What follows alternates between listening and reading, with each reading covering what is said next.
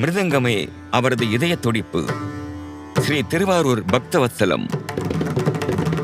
பத்மஸ்ரீ 2026. 18ஆம் நூற்றாண்டில் கர்நாடக இசையின் சங்கீத மும்மூர்த்திகள் பிறந்த புனித மண் திருவாரூர் ஆகும். என்னுடைய என்வாயர்மெண்ட் எல்லாமே மியூசிக்கில் இருந்தது. அம்மா பெரிய கிரேட் மியூசிஷியன் தஞ்சாவூர் திருவாரூரில். when I was 2.5 years I missed my father. இது தாயிறு சிறந்த கோவில் இல்லைன்னு பழமொழி சொல்லுவாங்க. ஆனால் அதுதான் உண்மை. என்னை பொறுத்த வரைக்கும் அம்மா கூட பிறந்தது 3 பிரதர்ஸ். அவங்களெல்லாம் அம்மா தான் வளர்த்தாங்க. சுமால் கச்சேரி வச்சு அம்மா மேனேஜ் பண்ணாங்க. ஒவ்வொரு நாள் காலையிலும் இளம் பக்தவத்சலம் தனது தாயார் ஆனந்தவல்லி அம்மாள் இறைவனை பிரார்த்தித்து பக்தி பாடல்கள் பாடும் இனிய குரலை கேட்டே விழித்தெழுவார். அந்த இசையில் அவரது மனம் மயங்கி போனது. அவருக்கு இசையை கற்பிக்க தொடங்கியது அவருடைய தாயார்தான். அந்த இசை அறிவே பக்தவத்சலத்தின் வாழ்நாள் இசை பயணத்திற்கான வலுவான அடித்தளமாக அமைந்தது. விரைவிலேயே அவர் தனது தாயாருடனும் மாமாவுடனும் உள்ளூர் இசை நிகழ்ச்சிகளில் பக்கவாத்தியமாக இசைக்க தொடங்கினார். எனது தாய் மாமா திருவாரூர் கிருஷ்ணமூர்த்தி. அவர் மிருதகம் கற்றுக் கொடுத்தாருன்னு சொல்கிறத விட நான் ஃபோர்ஸ் பண்ணி கற்றுக்கிட்டேன் போய்.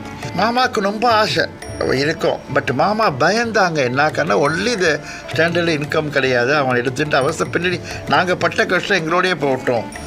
அந்த காலத்தில் சென்னை நாட்டின் இசை தலைநகரமாக உருவெடுத்திருந்தது. பல புகழ்பெற்ற வித்வான்கள் அங்கு குடியேறி வந்தனர். இப்போ நான் மெட்ராஸ்க்கு வந்தபோது எனக்கு யாருமே இல்லை, எந்த தெய்வமே இல்லை.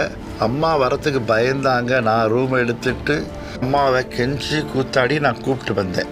பாவம் அவங்க எந்த அளவுக்கு சாக்ரிஃபைஸ் பண்ணியிருப்பாங்கன்னு எல்லாம் தாக்க முடியாது.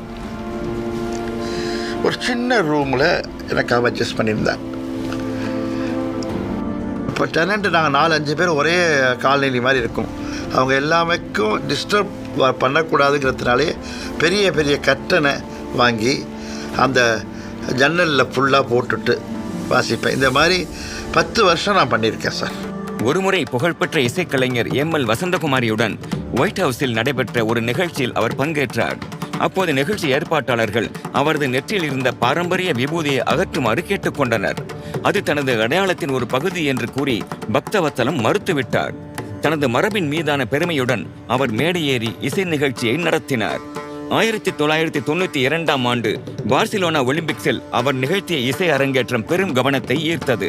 அதைத் தொடர்ந்து மறைந்த மேதை மாண்டலின் சீனிவாசுடன் உலக சுற்றுப்பயணத்தில் பங்கேற்றார். நாட்டின் முன்னணி பாடகர்களுடன் இணைந்து இசையமைத்த அவர் இந்திய இசை உலகில் தனக்கென ஒரு உயர்ந்த இடத்தை பெற்றார். இசைத்துறையில் புதுமைகளை உருவாக்கியவராக இதற்கு முன் யாரும் முயற்சி செய்யாத பிரம்மாண்டமான தாளவாதிய குழு நிகழ்ச்சிகளை அவர் உருவாக்கியுள்ளார். தனது லயமுதுரா இசைப்பள்ளியின் மூலம் 1000க்கும் மேற்பட்ட சிஷ்யர்களுக்கு அவர் பயிற்சி அளித்து வழிகாட்டியுள்ளார். கற்க கசடர கற்பவை கற்றபின் நிற்க அதற்கு கற்க தகுந்தவற்றை முழுமையாக கற்ற பிறகு அந்த நெறிகளின்படி வாழ வேண்டும் என்பதே அதன் பொருள்.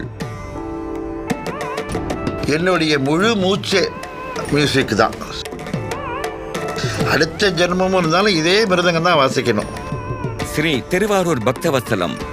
பத்மஸ்ரீ 2026.